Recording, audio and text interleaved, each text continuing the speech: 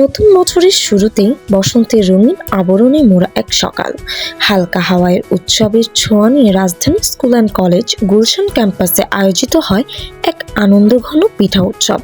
হলুদ, লাল আর রঙিন সাজে সেজে ওঠে পুরো ক্যাম্পাস। বসন্তের আমেজে শিক্ষার্থীদের নিজেদের হাতে বানানো নানা রকম পিঠা নিয়ে স্টলে বসে। প্রতিটি পিঠাই ছিল ভালোবাসা আর আন্তরিকতা। উৎসবে আরও একটি প্রাণবন্ত করে তোলে শিক্ষার্থীদের মনোরম নৃত্য পরিবেশনা। তাদের হাসি, ছন্দ আর প্রাণ চাঞ্চল্যে চারপাশ ভরে ওঠে আনন্দে। শিক্ষক ও শিক্ষিকারা শিক্ষার্থীদের কাছ থেকে পিঠা কিনে খেয়ে তাদের পরিশ্রম আর সৃজনশীলকে সম্মান জানান, আর এতে শিক্ষার্থীদের উৎসাহ বেড়ে যায় বহুগুণ।